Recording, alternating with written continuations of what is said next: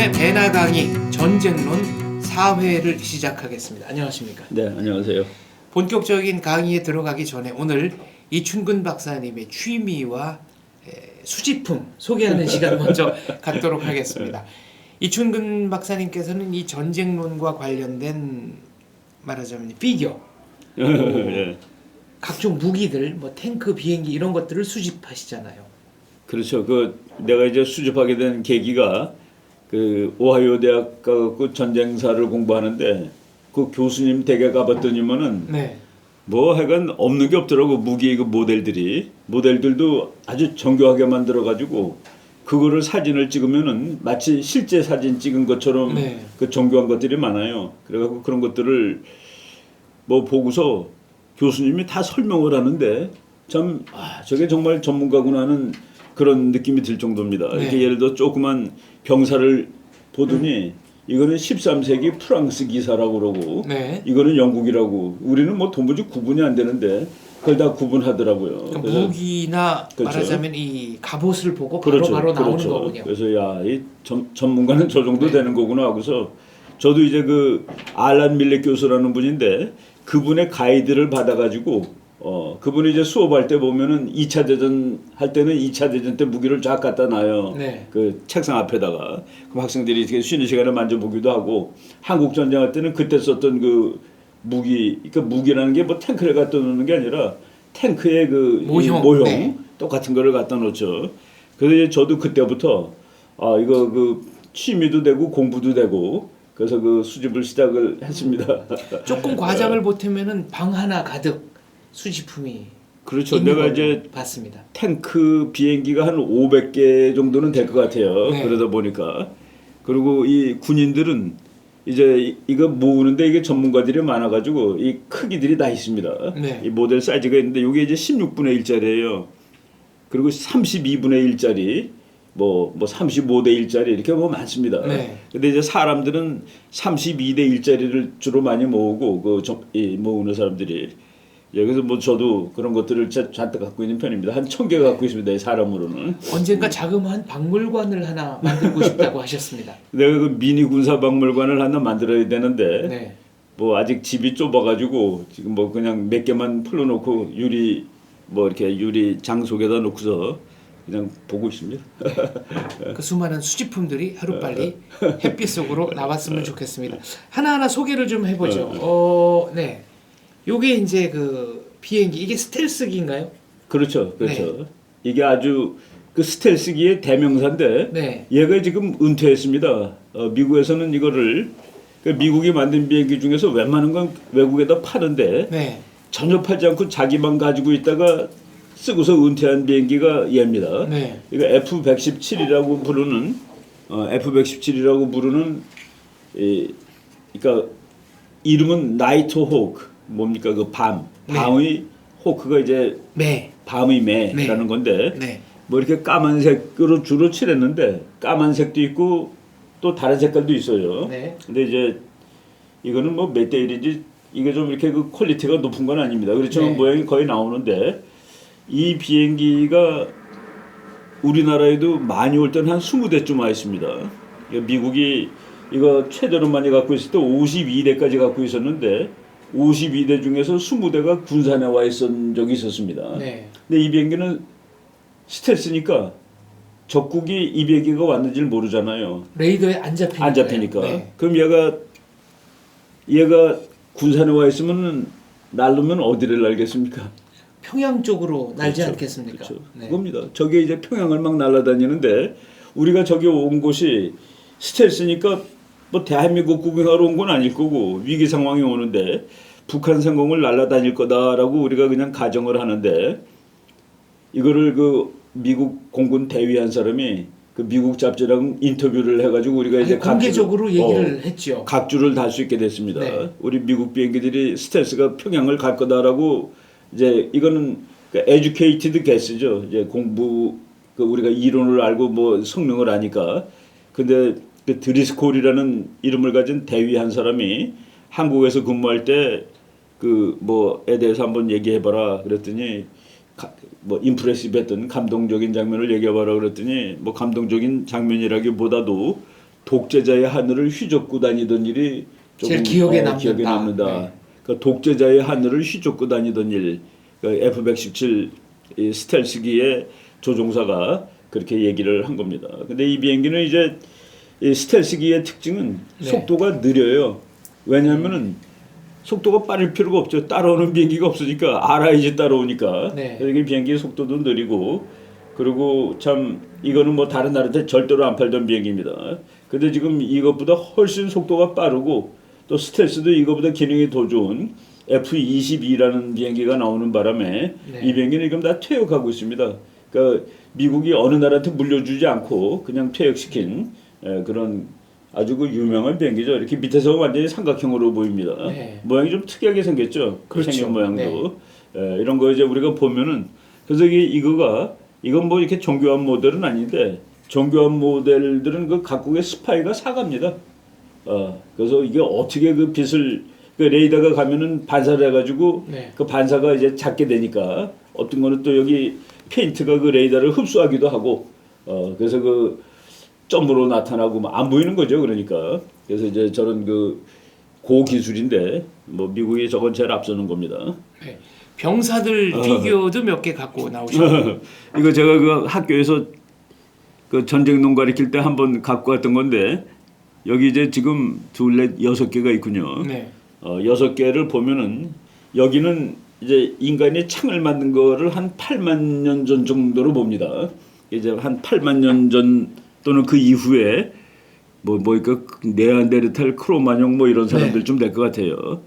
그리고 그거보다 수만 년 후에 여기 있는 사람이 로마 뭐 이거 시저라고 그래요. 시저. 근데 뭐 네. 얼굴 시저 맞는지 모르겠는데 기원 후 한 1세기 정도로 보입니다. 그러니까 우리 인간의 역사 중에서 이 사람들 살던 시대에는 기록이 하나도 없습니다. 선사시대. 선사시대인데 우리 인간이 태어나서부터 이 사람은 우리가 인간의 선조로 치면은 99%는 역사가 없습니다. 그렇습니다. 네. 나머지 1%가 역사가 있는 거예요. 근데 이제 전쟁은 이 99%가 까만 시절도 공부를 하는 것이죠.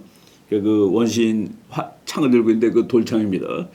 로마. 그러니까 이거는 뭐 지금부터 한 2000년쯤 되겠죠. 네. 그러니까 서기 0년에도 로마가 있었으니까 그 옆에는 바이킹인데 바이킹은 11세기 그 이제 노르만에 침공해가지고 영국으로 공격하는 때가 이제 한 11, 12세기 고무렵좀 되지 않겠습니까? 그 로마보다 한 1000년 뒤의 사람입니다. 그리고 여기 있는 저 파란 거는 그 미국 독립전쟁할 때 이제 미군 병사를 뭐 그때는 정규군은 아니죠. 그냥 옷도 막 다른 옷 입고 있는데 그 미군 병사를 묘사하는 그 그림입니다. 지금으로부터 한 250년 전. 그렇죠. 1770년대의 얘기니까. 그리고 그 옆에 이제 독일군 장교 2차 대전 때 장교입니다. 권총 들고 서 있죠. 그리고 그 옆에 있는 그 병사는 지금 이라크 전쟁, 아프가니스탄 전쟁을 하는 그 미군입니다. 이제 1940년대의 독일군. 그렇죠. 이거는 최근의 미군. 1990년대 이후의 미군. 제가 이제 학생들한테 이 원시인하고 로마군인하고 싸우면 누가 이길까라고 질문해 봅니다. 네. 그러면 우리나라 사람들 예외 없이 로마군인이 이긴대요. 아닙니다. 싸움 더 잘하는 사람이 이깁니다. 둘 중에서는. 1대1로 붙었을 그렇죠. 때는. 네. 누가 무기가 더 좋지가 않아요. 이 창 맞아도 죽고 칼 맞아도 죽는데 네. 둘은 더 잘 싸우는 사람이 이기는 겁니다. 그럼 이 로마군하고 이 사람하고는 천년 어린데 이 바이킹하고 로마군하고 싸우면 누가 이길까? 이것도 역시 그렇죠. 네, 싸움 잘하는 사람이. 싸움 잘하면 이깁니다. 네. 그 다음에 여기 그 미군, 그러니까 미군이라고 하긴 그렇죠. 네, 이제 독립 전쟁에 나섰던 독립군하고 이 원시인하고 싸우면 누가 이길까? 이거는 독립군이 이길 것 같습니다. 독립군이 이길 확률이 확 높아지죠. 네, 총이 있기 때문에. 그런데 네. 완벽하게 이기지 못합니다.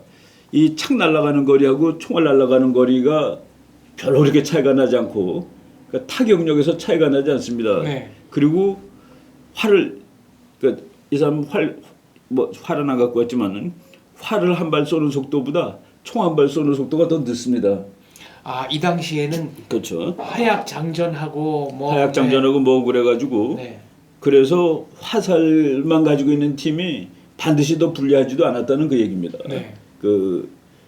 그런데 여기는 이 독일군하고 여기 원시인이나 다른 사람들하고 싸우면 누가 이겼을 거예요? 이거는 100% 독일군이 이깁니다. 100% 바뀝니다. 그죠? 네. 100% 바뀌죠. 왜? 총알이니까. 그리고 저기 뭐 미군 뭐 마찬가지고. 네. 여기서 여기서 제가 말하려고 하는 거는 인간의 그 과학 기술이라든가 전쟁술이 1800년대까지는 원시인하고 같은 수준이라는 그런 얘기입니다. 그래서 그 고대 전쟁을 하는 그 아드 페릴이라는 교수가 우리 여기 뭐 자주 소개했지만은 알렉산더는 기원전 2세기죠. 알렉산더하고 나폴레옹군하고 한번 가상으로 전쟁을 붙여놨습니다. 네. 근데 결론은 알렉산더가 이기는 거로 나와요. 알렉산더 대왕의 그렇죠. 군대가 더 그렇죠. 네, 그 사람들의 셌다. 창 날아가는 거리, 네. 활 날아가는 거리, 그리고 뭐 1분에 쏠 수 있는 화살의 숫자, 나폴레옹군이 쏠 수 있는 뭐 대포 뭐 이런 거 다 하는데 거기서 조건 하나만 걸었습니다. 그 알렉산더의 그 코끼리가 이제 그때는 무기로 쓰였는데 네. 알렉산더의 코끼리가 나폴레옹의 포소리에 놀라지 않는다는 것만 가정을 하고 붙여놓으면은 알렉산더가 오히려 이길 수 있다 하고서 전투력은 그 마케도니아 고대 그렇죠. 그리스의 그렇죠. 알렉산더 대왕의 그 밀집 대형 플랑크스가 그렇죠. 그러니까 나폴레옹을 전술 이긴다. 전략에서 네. 나폴레옹하고 알렉산더 차이가 나지 않는다는 그 얘기입니다.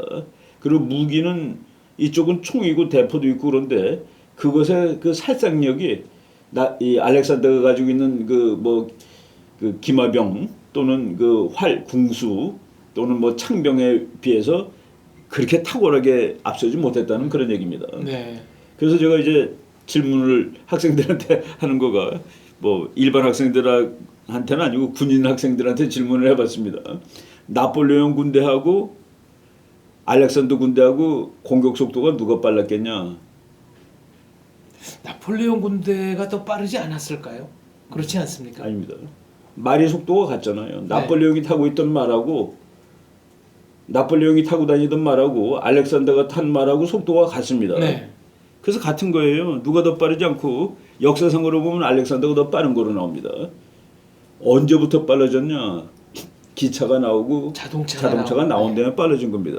그래서 우리 인간의 역사가 이렇게 쭉 온 게 아니라 쭉 거의 가다가 우리 움직이는 속도는 쭉 가다가 갑자기 올라간 거예요. 갑자기.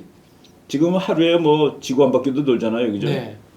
그런데 한 시간에 4km, 10리 가던 거는 원시에서부터 1800 몇십 년이니까 자동차 나올 때까지 도보나 말을 활용한 거는 뭐 그렇죠. 네.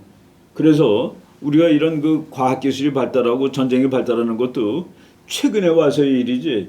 우리 인간 역사 중에서 아마 역사가 생긴 다음에도 거의 압도적으로는 뭐 비슷한 거예요. 그러니까 로마인이 무슨 한니발보다 뭐 특별히 더 좋은 무기를 갖고 싸우지 않았습니다. 근데 로마가 세계를 제패한 이유는 전술과 전략이 좋았던 거죠. 그리고 또 어떤 뭐 무슨 의지 같은 거 네. 이런 거 다 교육을 통해서 이제 가능했던 건데 로마 군대가 이제 뭐 탁월하게 싸움을 더 잘한다기보다도 그런 조직이라든가 뭐 훈련을 받고 그랬으니까 네. 그래서 그런 거를 설명하기 위해서 제가 이제 그냥 이 피규어를 한번 그냥 보여드렸습니다. 이것도 우리 일반 상식하고 좀 다르죠, 그죠? 피규어를 보면서 설명을 들으니까 훨씬 그렇죠. 명쾌합니다. 이 친구하고 이 미국의 독립군하고도 어느 정도 거리, 이 총이 날아가는 거리하고 이 창이 날아가는 거리하고 했을 때 창이 더 멀리 날아가면 이 사람이 이기는 겁니다. 그죠? 창이 이길 확률이 높네요. 그럼요. 네. 총이 그때는 그래서 우리 미국 그 당시에 뭐 남북 전쟁 같은 때 보면은 아주 가까이 온 다음에 모여서 총을 쏘잖아요. 네. 멀리 안 나가기 때문에 그렇습니다. 총 나가는 거리가 짧아서 사정거리가 짧으니까 그렇죠. 접근을 할 수밖에 없는 접근해가지고 총도 쏘는 네. 거죠. 요새는 요새 거는 뭐 한 400m에 맞아도 죽을 수 있습니다. 그런데 그때는 400m면은 뭐 맞으면 그냥 따끔하겠죠. 이제. 네. 그때까지 날아가지도 않고. 그런 차이가 있군요. 그렇게 이제 전쟁이 우리가 공부할 때 그냥 상식적으로 하는 것들이 맞지 않는 경우가 이렇게 많은 것이죠. 네. 상식을 창조적으로 파괴한다는 면에서 이번 어. 강의는 매우 의미가 있다고 그렇죠. 생각합니다. 전쟁론 사회의 주제, 예. 우리와 늘 함께 있는 전쟁입니다. 예. 이거 제가 그 재밌는 책 한 권 읽어드릴게요. 우리말로 번역이 됐는데 책 제목이 전쟁에 대한 끔찍한 사랑이라고 되어 있습니다. 네. 이거 여기다 이렇게 비칠 수 있나요? 네, 이렇게 제가 전쟁에 네. 대한 끔찍한 사랑. 이거 그 미국의 심리학자가 쓴 책이에요. 그 원 제목은 A Terrible Love of War. 네. 전쟁에 대한 끔찍한 사랑이라고 그랬는데 거기에 나오는 말 몇 개만 그냥 읽어드리겠습니다.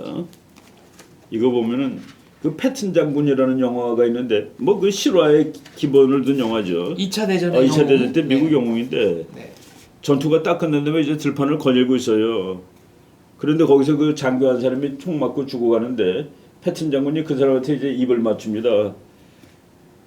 그러고서 그 황폐한 보면서 나는 전쟁을 사랑하네. 무슨 조화인지 몰라도 나는 전쟁을 진짜 사랑해. 내 목숨보다도 말일세. 요거 조금 이제 영어를 의역한 건데 무슨 조화인지 몰라도는 자기가 전쟁을 사랑하도록 하나님이 도와준다라고 이렇게 그 직역을 하면은 네. 그런 말이 있는데 이게 이 사람이 전쟁 광이라라는 그런 뜻이 아니라 요 책에 이제 그 몇 가지 중요한 문장이 나오는데 이 칸트가 평화가 비정상이고 전쟁이 정상이라고 얘기를 했습니다. 임마누엘 칸트 그렇죠. 철학자를 그렇죠. 말씀하시는 인간 거죠? 사회에서 그 사람은 우리는 토마스 홉즈가 그런 얘기를 했겠지 했는데 네. 칸트도 그렇게 얘기했습니다. 칸트는 이렇게 했어요. 인간들 사이에서의 평화는 자연스러운 상태가 아니다. 오히려 자연스러운 상태는 전쟁이다. 전쟁이 자연스러운 상태고 평화가 비정상이다라고 얘기했는데 요 칸트보다 이제 한참 후에 마이클 하워드라고 지금 뭐 거의 지금 이제 아주 늙은 네. 사람이지만은 마이클 하워드 교수는 평화는 발명품이라고 했습니다. 발명품. 그 책 제목이 Invention of Peace입니다. 전쟁이 자연스러운 상태고 평화는 인위적인 그렇죠. 발명품이다.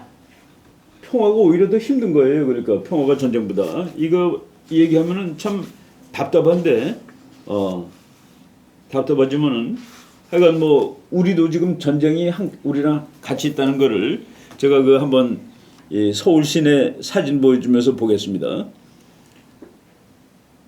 여기 어디 같아요? 우리 장 목사님 어딘지 아시겠어요? 이게 저 이게 서울하고 강북 쪽 어디 구파발 이게 일산하고 서울 간의 네. 자유로입니다. 자유로. 네. 자유로인데 이제 서울하고 일산 뭐 거의 경계선 부근에 있는 건데 네. 여기 보면은 이제 저쪽은 이 일산 쪽으로 올라가는 거 여기서 이렇게 내려오는 거네요. 보니까. 네. 근데 보면은 그 무슨 여기 보면 밤에 보면은 불을 바짝바짝 켜고 있습니다. 가다 부딪히지 말라고. 그 전부 다 세멘트로 이렇게 된 구조물인데 이게 뭐냐?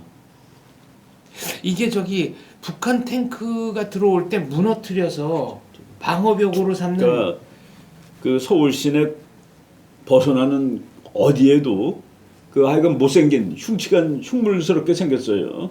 근데 그게 거기다 그러니까 뭐 무슨 이렇게 선전 이렇게 페인트 발라가지고 광고탑 같은 뭐 게 광고도 써 하고 있죠. 뭐 별의별 거 이제 뭐 각각의 색깔도 바꾸고 그래요. 근데 그게 전쟁이 터지면은 그거를 세메트를 위해서 밀어 그 떨겨뜨려서 길을 막는 장치입니다. 이게 탱크 방어벽이라고 그러죠. 탱크 차단 장치예요. 그러니까 서울 시내로 북한 탱크가 들어온 걸 막기 위해서 이걸 합니다. 한 몇 분 막을 수 있을까? 북한 탱크가 이거가 막혀 있을 때 이거를 다리 놓고 해서 넘는데 한 10분 정도 더 걸립니다. 10분. 네. 뭐 10분 정도 가지고 뭘 그런가? 부산에서 미군 전투기가 뜨면은 10분에 서울까지 옵니다.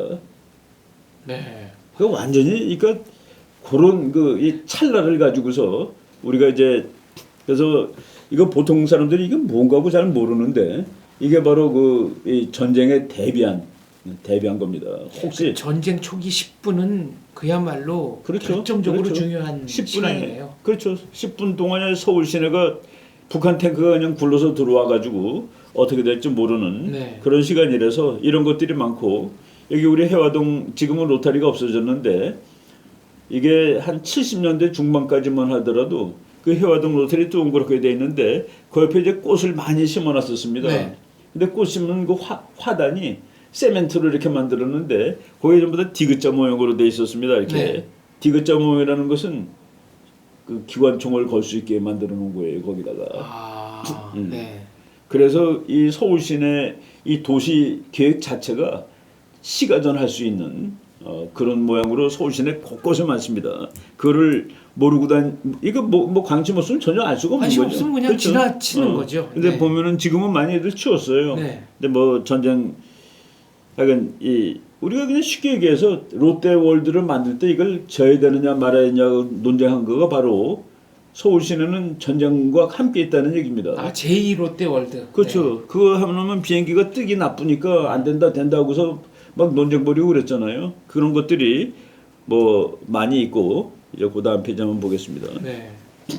요거는 구리시인데 구리시도 이제 북한이 서울로 들어올 때 구리로 해갖고 들어옵니다. 그래서 그 시가지에 있는 거고 요거는 이제 우리가 경기도 북부 뭐 강원도 북부 가면은 가다 보면은 뭐 이렇게 옆에 그 뭐 그냥 세멘트 덩어리 막 쌓아놓고 이렇게 네, 막 뭐 파주, 연천 이런 뭐 이런데 데는, 색칠해 놓은 거 있는데 그게 전쟁 나면 저보다 그냥 위에서 밀면 됩니다. 그럼 이제 장애물이 되는 거군요. 이렇게 그 무너지면서. 밑에 무너져서 이게 길에 바위가 깔리는 거가 되는 거죠. 네. 그래서 그 탱크 막는 방어탑 이런 것들이 우리나라 곳곳에 있다는 그런 얘기죠. 그리고 아까 그 자유로 네. 그 자유로가 그 길에만 있는 게 아니라 거기 한강 네. 거기에도 그 돌이 다 이렇게 나와 있습니다. 그래서 보면은 여기 그 돌들이 쭉 있고 이게 쭉 연결돼 가지고 이제 강까지 들어가요. 강까지. 네. 그래서 여기 이제 자전거 길이 있는데 자전거 길에도 이걸 세워놨습니다. 가다 부딪히는 사람도 있어요. 이거 밤에는 부딪힙니다. 잘못 막 세게 달리면은 이 높이가 큰 자전거 타고 쓰면은 그 크기보다 오히려 더 높을 정도예요. 그리고 이게 물까지가 있더라고요. 물까지. 그러니까 자유로에서부터 한강까지 이제 좀 길이가 몇백 미터 되잖아요. 그걸 전부 돌로 해가지고 이걸 북한 탱크가 못 넘어오게 이렇게 막아놓은 겁니다. 저쪽 위에 문산 쪽 같은 데 가면은 그 냇물 같은 거 흐르는데 네. 거기 보면 못생긴 바위들이 있는데 그게 전부 다 북한 탱크가 못 움직이게 이제 그게 통일이 되거나 완전한 평화가 오면 다 떼어낼 그런 물건들이죠. 요 다리가 무슨 다리 같아요? 이게 서울 시내 보이는데. 잠수교입니다. 그렇죠. 네. 밑에는 이제 잠수교. 밑에는 잠수교고 위는 이제 반포대교. 네. 옛날에 이거 제3한강교라고 그랬습니다. 서울 시내 다리를 보면은 전쟁 났을 때 차들이 무지하게 많이 왔다 갔다 할 다리하고 네. 덜 다닐 다리가 딱 구분이 됩니다. 서울 시내에서 전쟁 나면 차가 제일 많이 왔다 갔다 할 다리를 저는 잠수교로 보는데 잠수교 바로 위쪽에 있는 거가 뭡니까? 거기가 이제 육군. 네. 우리나라 국방부 있고 저 용산에 용산 네, 있고 미군 부대 있고. 그래서 거기는 전쟁 났을 때 제일 빈번하게 뭐 막말로 피난 갈 때도 그 다리를 타야 될 거고 그리고 물자를 지원받을 때도 그 다리로 네. 올 겁니다. 그래서 반포대교하고 이제 다리가 두 개 있는 것이죠. 두 개 있어야지 훨씬 더 좋고 그리고 전쟁 때 많이 쓰는 다리는 이 교각의 거리가 짧습니다. 그러니까 네. 다리가 이렇게 위에 판이 있고 상판이 있고 이 교각이 있는데 교각이 짧을수록 복구가 빠른 네. 거예요. 그러니까 상판이 다 무너지더라도 그렇죠. 상판 그냥 갖다 올리면 네. 됩니다. 조그만 네. 것들. 그래서 전쟁 때 많이 활용할 다리는 상판이 짧다라고 보시면 되죠. 요 밑에 이거 뭐 그냥 작게 한 건데 이거 여의도로 가는 다리인데 원효대교입니다. 이거 뭐 작아서 그런데 이거 크게 키우면은 좀 길어요. 네. 이 다리가. 이거는 교각 사이의 거리가. 교각 네. 사이의 거리가 긴 것은 저기는 이게 군사작전을 그렇게 많이 그 군사작전할 때 아주 빈번하게 쓰는 다리는 아닐 거다라고 네. 생각하면 되죠. 그리고 심지어는 이건 뭐 군사 기밀은 아닐 거예요. 내가 그냥 그 북한이 만약 의정부 쪽에서 그냥 전속력으로 와서 공격해가지고 강남으로 가려면 한강을 넘으려면은 네. 타야 될 다리가 성수대교입니다.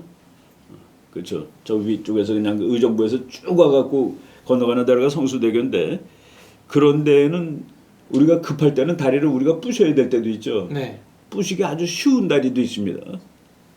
부시기 아주 쉬운 다리. 이렇게 핀을 뽑으면 품 가라앉는 다리. 네. 그게 다 전략적으로 이렇게 만드는 것이죠.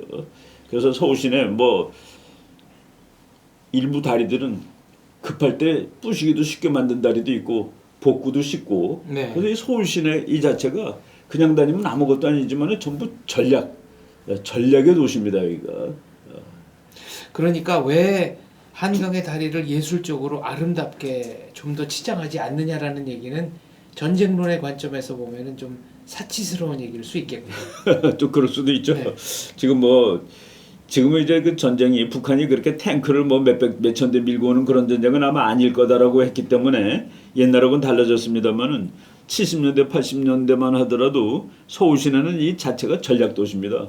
그 시가전을 할 때 방어 작전하기 유리하고 그 뭐 6.25 때도 시가전 같은 거 할 때 못 해가지고 그대로 강북 다 뺏기고 네. 그 한강다리 그냥 부시는 바람에 피난 가던 사람 막 강물로 들어가서 죽고 그런 거 아니겠어요? 한강인도교 폭파. 그렇죠. 네. 그렇죠.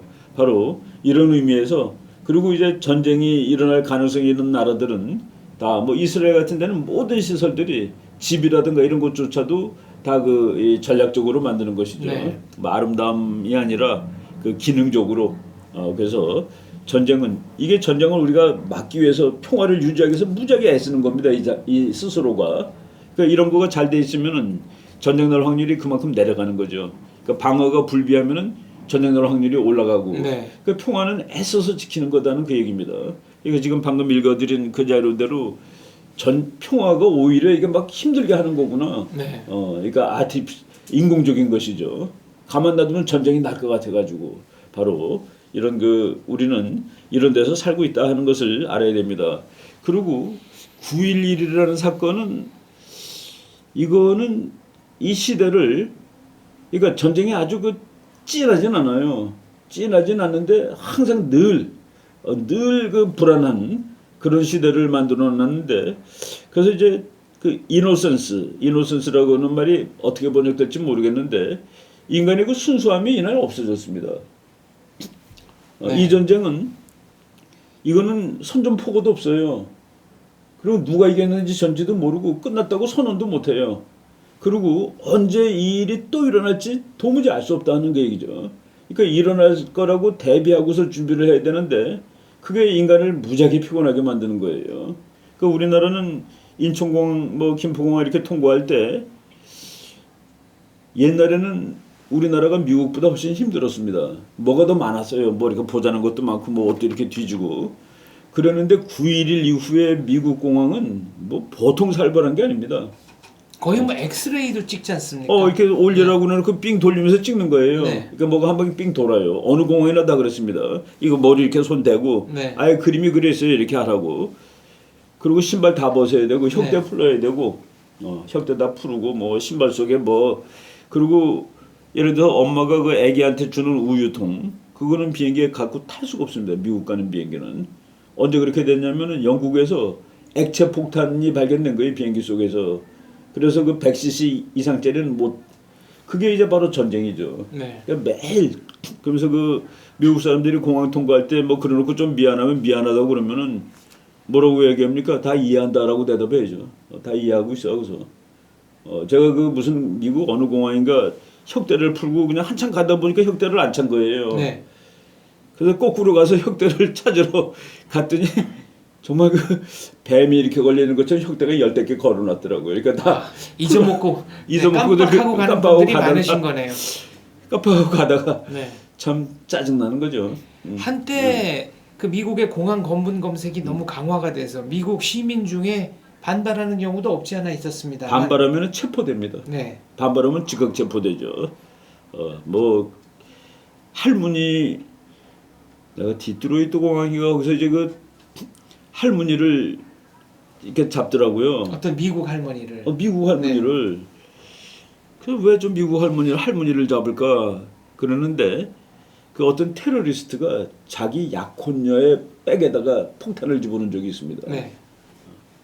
그러니까 자기 약혼녀의 백에다가 폭탄을 집어넣었으니 이거는 그러니까 우리 정상적인 사고 방식을 넘는 그런 그렇죠. 거죠. 네. 그러니까 그 할머니 가방에 뭐가 있는지가 더 궁금한 거예요. 그러니까 씩씩하게 생긴 남자보다도 네. 바로 그게 오늘의 시대입니다. 그래서 여기 독일 학자가 쓴 책인데 우리말로도 번역됐습니다. 볼프강 소프스키라는 사람이 쓴 책에 그 안전의 원칙이라는 책에 이런 말이 나와요. 이 9.11에 대해서 얘기하면서 생존자들에게도 골수에 사무치는 원한을 남긴 순간이었다. 그런데 이것이 우리 살아있는 모든 사람을, 그러니까 미국에 있는 그 여기 가서 일하다 죽은 사람들 3,000명 되잖아요, 거의. 네. 우리나라 사람도 여기서 18명 죽었습니다. 한국 사람은 모르는데 한국 사람만 18명이 이 건물에서 죽은 거예요. 그런데 그 가족들은 이제 자기 아이가 뭐 100층짜리 건물에서 일하면 불안하다는 그 얘기입니다. 비행기 가서 또 받을지 모르니까 바로 이런 시대를 우리가 지금 살고 있는 것이죠. 사실 이때 9.11 때는 또 다른 테러 시도가 무산이 됐지 않습니까? 옥타곤을 그대로 비행기로 펜타곤은 가서 성공을 했죠. 이제 다 부시 못했지만 그 오각형 중에 한쪽을 붕괴시켰습니다. 네, 미국 국방부 건물에, 국방부를. 네.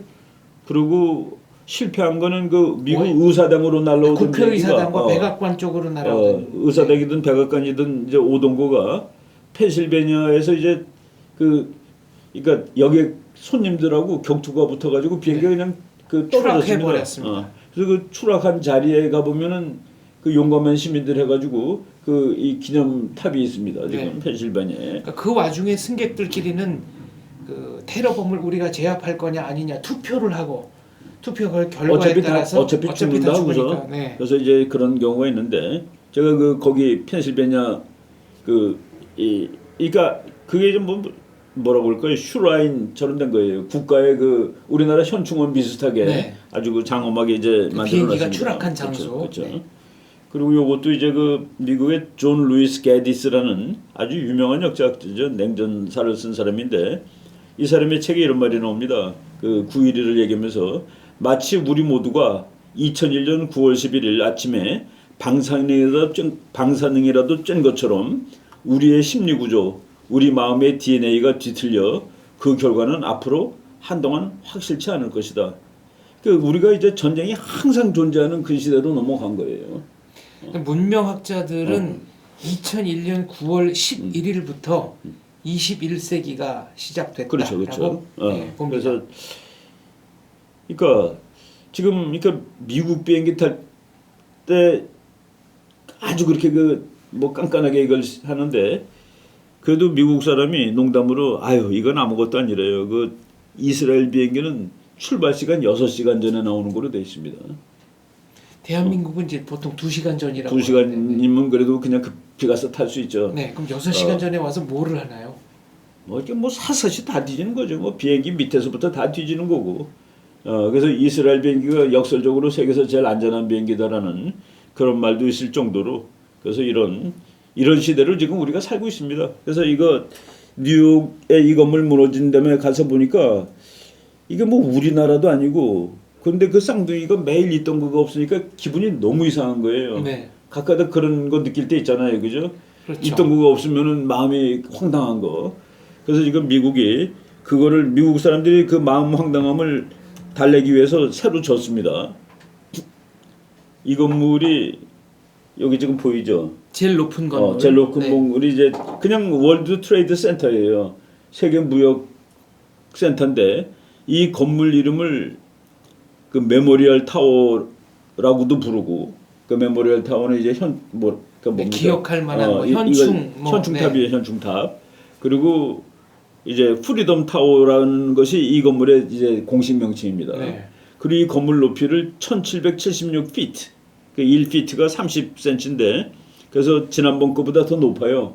더 높은데 1776이 뭔지 혹시 상상 가십니까? 혹시 사망한 사람들의 숫자입니까?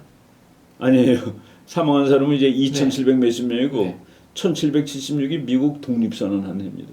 아, 네. 그래서 자유를 상징하는 거예요. 그래서 1776피트로 하고 1776이라는 숫자가 미국 사람들이 아주 좋아하는 숫자인데 그 우리 이제 오늘날 세계가 싸움할 때 이쪽은 자유진영이라고 그러죠 항상. 네.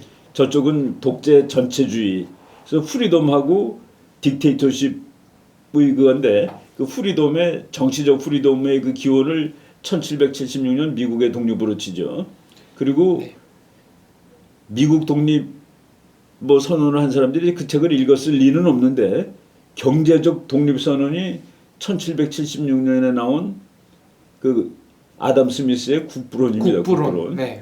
국부론에서는 그 인간을 가만 놔두면 부자가 될 수 있다라는 그 얘기죠. 한마디로 얘기하면은 그러니까 경제적 자유 그리고 미국의 정치적 자유 그 두 개가 이제 곱해지면은 이제 산업의 그 자본주의 혁명이 나오는 겁니다.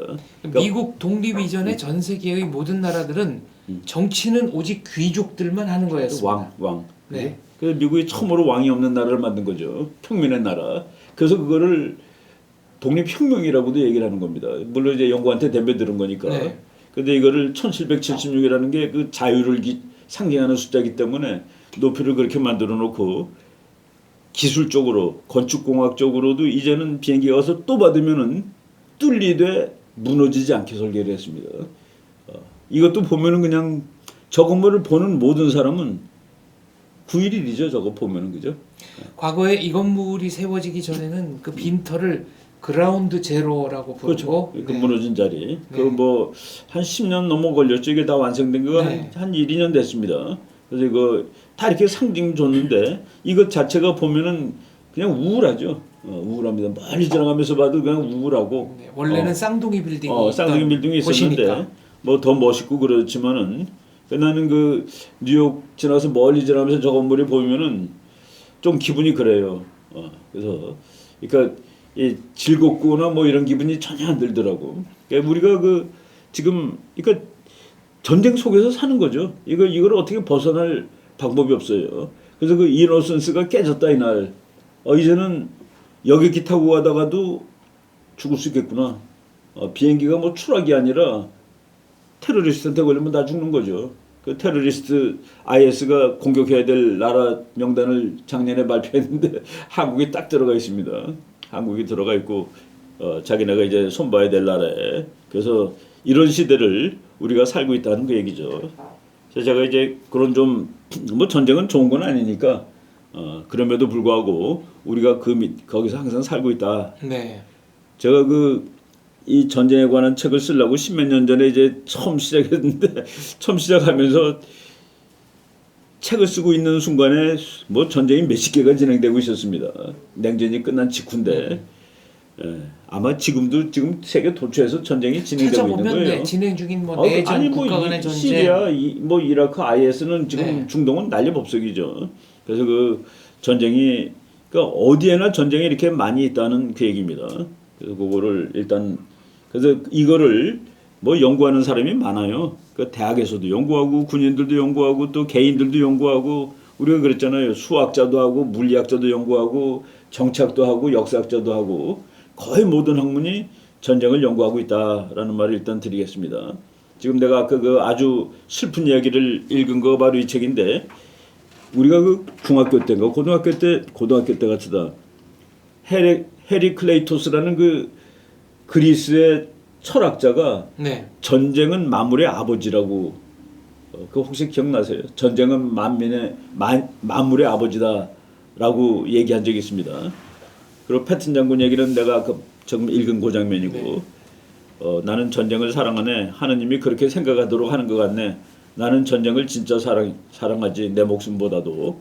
칸트 인간들 사이에서 평화는 자연스러운 상태가 아니다. 오히려 자연스러운 상태는 전쟁이다. 그리고 2차 대전 직후에 이 책에서 이제 그 저자가 인용한 말입니다. 어떤 프랑스 여성이 한 말이에요. 내가 전쟁을 사랑하지 않는다는 것을 아시죠? 다시 전쟁이 발발하지 않기를 바라지 않는다는 것도 알죠. 하지만 적어도 전쟁은 내가 살아있음을 느끼게 해줬어요. 네, 스펠링 막 틀리게 썼습니다.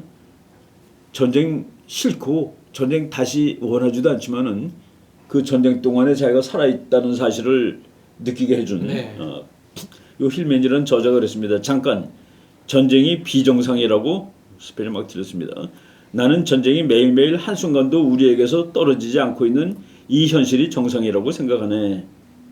그렇죠? 어떻게 보면 이 헤리클레이토스 그리스 시대에는 도시국가 간의 전쟁이 워낙 빈번했기 때문에 그렇죠.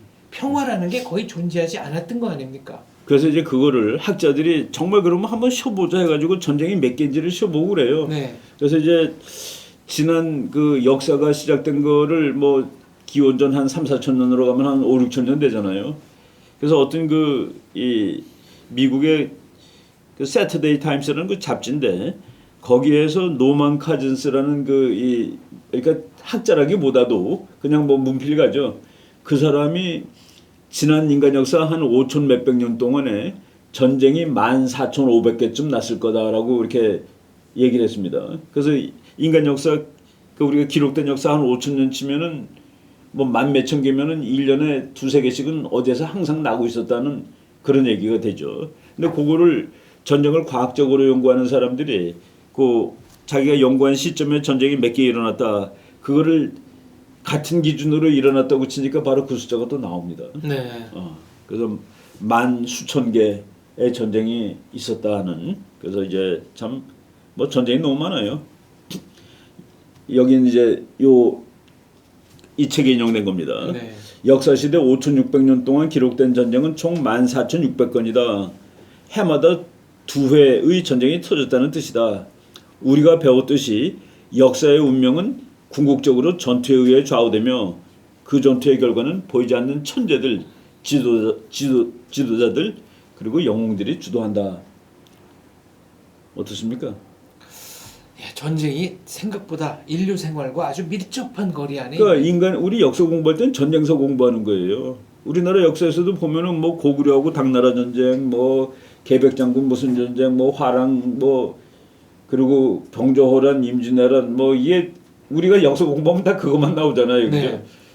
내가 그냥 학생들한테 우리나라를 빛낸 장군 이름 10명 이쪽에다 쓰고 우리나라를 빛낸 철학자, 네. 학자 뭐 하여간 그러니까 군인이 아닌 우리나라를 네. 빛낸 사람 10명을 쓰라고 했더니 군인 10명은 다 써요.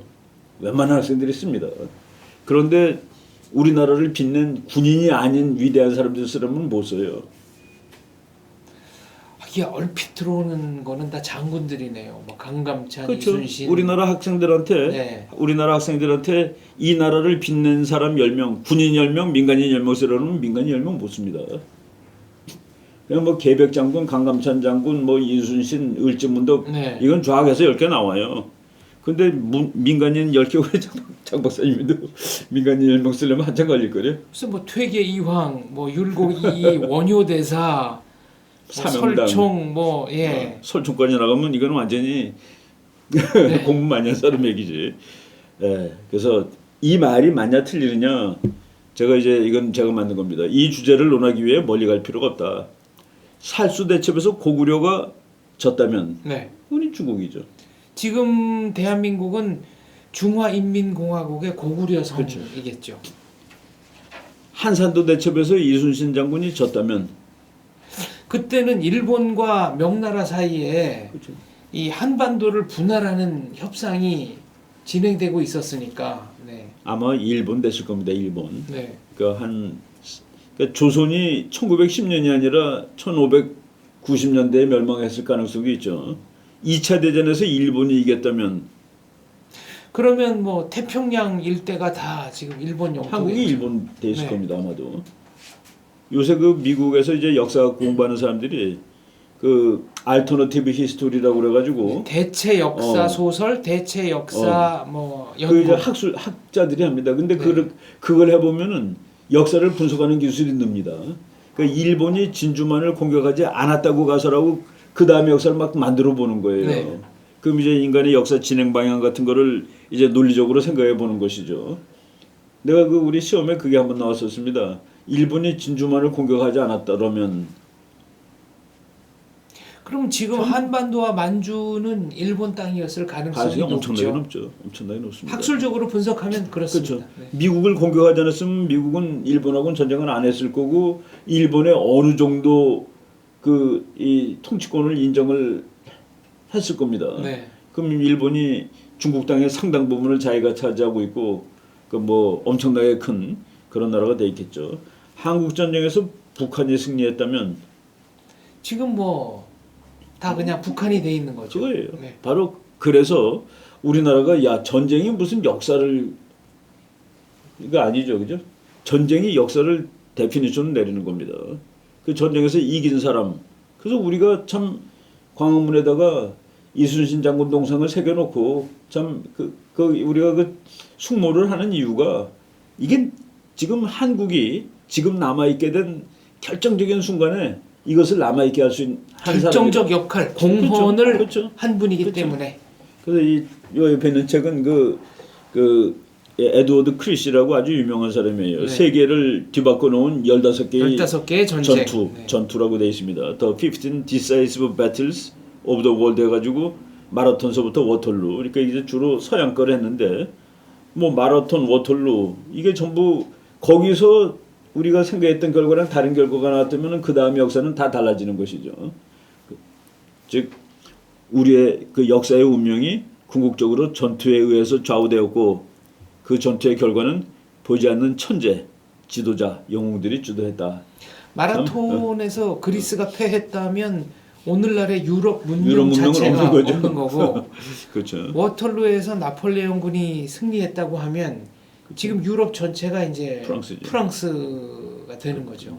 그럼 그 다음에 미국 독립도 어려웠을 거고. 달라졌을 거고. 네. 그래서 이 하나하나의 사건이 야 이게 그냥 우리가 이제 이미 이 역사는 다 지나간 거로 아는 건데 그거를 거꾸로 바꿔놓고 생각하면은 이 전쟁이라는 또는 그 배틀이라는 것이 엄청나게 중요한. 그래서 내가 지금 그 임진왜란 같은 거가 그래도 이순신 장군이 바다에서 이걸 버텨준 거가 참 조선이라는 나라를 300년을 목숨을 연장시킨 거다라는 그런 중요합니다. 그래서 전쟁은 그래서 전쟁이 우리랑 항상 함께 있고 이걸 이제 공부를 하는 거죠. 그래서 공부를 하는데 이거는 무슨 뭐 전쟁이 즐겁거나 전쟁에서 이기거나 그게 아니라 인간 사회를 규정해온 그 과거의 역사적 사실을 우리가 이해하고 있으면은 미래도 이해할 수 있고 또 교훈을 얻을 수가 있는 겁니다. 역사는 교훈을 얻으려고 하는 것이죠. 그러니까 나쁜 교훈, 좋은 교훈 다 얻어가지고 우리의 생을 좋게 만드는 그런 겁니다. 제가 그 한번 맨 처음에 시작할 때 그 전쟁의 연구, 전쟁 공부하는 사람 중에서 그 모든 사람이 제일 최고로 치는 책이라고 그랬는데, 근데 무거워서 안 들고도 오늘 한번 내가 그냥 용기를 내서 들고 왔는데, 언뜻 보기에도 사전 크기네요. 이거 뭐 완전 사전이죠 이게. 네. 보세요. 네. A Study of War, 전쟁의 한 연구. 네. 그래서 이게 원래는 2권으로 나왔다가 네. 이게 1942년에 1판이 나왔습니다. 네. 그리고 1965년에 2판이 나왔는데 네. 이게 이제 전쟁을 공부하는 모든 사람이 성경책이죠. 1637페이지입니다. 네. 뭐 엄청나게 두꺼운데 네. 하여간 전쟁을 공부한 사람의 그 성경책이라고 하는데 네. 16년 걸려서 쓴 책입니다. 팀이 혼자 쓴 게 아니라. 그래서 26년에 시작을 해놓고 네. 26년에 이제 1차 대전이 터진 걸 보고 야 이런 전쟁 막아야 돼 하고서 이제 막기 위한 방법을 찾아보겠다 해서 쓴 책인데 그 시카고 대학의 그 교수들이 팀을 짜서 쓴 책입니다. 그런데 1942년에 이 책이 완성될 때는 인간 역사상 가장 치열한 전쟁을 하고 있는 그런 동안이었죠. 제2차 세계대전. 그렇죠. 네. 그래서 이 책을 이제 65년에 2판을 쓰는데 이 2판의 이 서문을 하버드 대학의 칼 도이치라는 아주 유명한 교수가 쓰면서 만약 정치학도 노벨상이 있다면 이건 반드시 받아야 될 책이다라고 이렇게 뭐 했는데 이거를 이제 우리는 그 정치학 그 국제 정치에서 전쟁 공부하는 사람 모름지기 이거를 뭐 정독을 다 반드시 해야 되는 책으로 이제 칩니다. 그러니까 우리 교수님한테 미국 교수들한테 왜 이런 거 교과서를 안 하냐고 그랬더니 그거는 다 읽은 거로 가정하고 하는 거야라고 할 정도로 그 정도로 권위를 그렇죠. 인정받는 이거 책이에요. 다 읽은 책이니까 대학원에서 이거 따로 읽으라고 할 필요가 없지 할 정도로 뭐 두껍기도 엄청 두껍죠. 아직 한국어 번역본은 출간이 안 된 것으로 알고 있습니다. 이거 한국어판 나는 나와야 된다고 보는데 이거는 뭐 나온 지 65년에 나왔어도 지금도 다 그 효용이 있는 미국에서 책입니다. 또 전 세계에서 널리 읽히는 책입니다. 고전 중에 고전이니까 뭐 근데 감이 엄두가 안 나가지고 뭐 출판사도 그럴 거예요. 그리고 이거 하고 싶은 사람도 엄두가 안 나는 뭐 그런 책입니다. 하여간 뭐 이런 책들이 있다는 걸 알고 그래서 전쟁이 뭐 싫다, 뭐 좋다 이런 걸 떠나는데 우리나라 사람들이 전쟁이란 말 너무 좋아해요. 전쟁이란 말 우리나라 야구 시합할 때 네. 전부 다 전쟁입니다. 쓰는 용어가 그렇습니다. 뭐 교두보를 확보했다. 뭐 교두보 확보했다라고 그러고 어느 해인가 그 일본 동경에서 한국 국가대표하고 일본 국가대표 축구 시합이 있는데 네. 신문에 동경 대첩이라고 나옵니다. 네. 지금도 이제 한국이 2대1로 승리한 98년 월드컵 예선 동경 대첩이라고 그렇죠. 네. 대첩이라는 게 큰 전투란 네. 큰 전투란 뜻이고 그리고 야구 뭐 시합할 때 잘하는 팀 무너지면 거함 침몰 이렇게 네. 나오죠. 큰 배가 침몰했대. 그러니까 우리가 입에 쓰는 말에 전쟁이 그냥 자연스럽게 붙어 있는 거예요. 우리가 매일 평화가 더 중요하고 전쟁 얘기 안 한다 그러면서 말로는 전쟁하죠. 뭐 범죄와의 전쟁, 마약과의 전쟁, 무슨 전쟁. 그러니까 전쟁이 입에 달려 있습니다. 뭐 경제 전쟁. 그렇죠. 뭐, 경제 네. 전쟁, 뭐 무역 전쟁 해가지고 네. 그래서 이것도 그러니까 뭐 그냥 우리 생활에 있는 거예요. 생활에 사랑과 전쟁도 있습니다. 심지어는. 네. 전쟁이라는 말이 정말로 널리 쓰이네요. 그러니까 너무 널리 쓰니까 네. 너무. 그러니까 말로는 전쟁을 싫다라고 그러면서 뭐 전부 전쟁이야. 뭐 그렇지. 야구 시합하는 것도 다 전쟁이고 네. 축구 시합도 전쟁이고. 뭐 바둑 타이틀도 무슨 명인전, 이게 뭐 다 기왕전. 네. 그래서 이제 어떤 사람들은 그래요. 스포츠 이런 거가 인간의 전쟁하는 마음을 분출시키는 탈출구라는 거라 그걸 해가지고 진짜 전쟁을 안 하게 축구 시합하는 거로 진짜 전쟁을 안 하게. 근데 이제 저쪽 남에서는 축구 전쟁이라는 전쟁이 있습니다. 축구 시합하다가 전쟁했어요, 진짜. 온두라스와 엘살바도르가 그렇죠. 축구하다가 실제로 전쟁까지 갔습니다. 맞아요. 네. 그래서 약간 전쟁이라는 얘기 많고 지금 그 퀸시 라이트라는 교수입니다. 지금 이 책을 쓴 분인데 네. 이게 이제 과학적 전쟁 연구의 그 효시. 그리고 이거를 읽고서 수많은 사람들이 과학적 전쟁 연구라는 거는 마치 전쟁이라는 현상을 자연과학자들이 자기 학문하듯이 그렇게 해보자 이거예요. 그 데이터를 다 꺼내놓는 겁니다. 우연에 의해서 발발하는 것이 아니고 그렇죠. 그냥 상상하는 게 네. 아니라 책상 놓고서 전쟁이란 무엇이지 하고서 지가 막 머리로 하는 게 아니라 역사를 다 뒤져가지고 전쟁을 다 찾아내고 그거 몇 명 죽었다, 언제부터 했다, 몇 년 걸렸다 이런 데이터를 다 만드는 거예요. 그리고 외교 관계를 한 나라가 전쟁했냐, 안 한 나라가 했냐, 멀리 떨어져 있는 나라가 하는지, 네. 뭐 의사가 얼마나 많은 나라가 하는 건지, 뭐 그 별별 다 하셔요. 그러니까 병원에 그 환자들 들어가는 침상이 몇 개 있는 것까지 다 데이터에 집어넣고서 그리고 그걸 가지고 한번 해보는데 그게 이제 과학적 연구죠. 그러니까 경험적 연구라고 하면 되겠네요. 그러니까 한번 가서 직접 살펴보고 데이터가 있어야지 뭐 공부를 하는 것이지. 정밀한 통계를 먼저 만든 거네요. 뭐 상상을 하느냐 해가지고. 그래서 이 책도 보면은 이거는 1480년부터인가 그래요. 이 연구 기간이. 네. 그래갖고 1932년까지 나온 전쟁을 다 찾아내가지고 그걸 분석한 겁니다. 그래서 여기 보면은 뭐 전투도 나오는데 뭐 3월 달부터 8월 달 사이에 대부분 전투한다. 겨울에는 전투하지 않는다. 뭐 이런 것들이 이 책에 다 있습니다. 그래서 이제 이런 것들이 이제 이 퀸슈라이트가 이 책을 만든 다음에 이 책을 낸 다음에 요게 이제 더 웨이지스 오브 워 그 1816년부터 1965년까지 네. 요 밑에 부제가 A Statistical Handbook이라고 돼 있잖아요. 그죠? 통계 자료집입니다. 통계 자료집. 이 책 보면은 뭐 전쟁의 번호가 쫙 붙어 있어요. 네. 그리고 몇 년 몇 월 며칠서부터 몇 년 몇 월까지 했고 어느 나라가 했고 몇 명 죽었고 중간에 기권한 나라는 누구고 그리고 승리는 누가 했고 네. 이런 거를 전부 데이터로 해가지고 그래서 이거를 전부 이 책을 사가지고 전쟁을 공부한 사람 전부 이 책을 사가지고 데이터를 자기가 이제 변수를 2개를 놓는 거야. 네. 그러니까 뭐 경제력이 많은 나라고 전쟁에 이기고 지고 그래서 쭉 전쟁을 해보니까 돈이 많은 나라가 이겼다. 그러면 이제 자기가 그걸 밝혀냈다는데 그게 바로 여기서 나온 데이터 가지고 하는 겁니다. 그래서 이 책 지금 이게 1965년까지 해서 70년대 초반이니까 이 책이 나왔는데 이거가 그때도 구할 수가 없었어요. 나는 헌책방에서 한 권을 좀 정말 용케 구했습니다. 근데 이거 가지고 쭉 이제 공부를 하는 거죠. 그러니까 자기가 그 변수를 따져보는 거라. 그러니까 땅이 넓은 나라가 이기느냐 좁은 나라가 이기느냐 네. 뭐 이런 것도 이거 보면 다 나오니까 땅 넓이까지.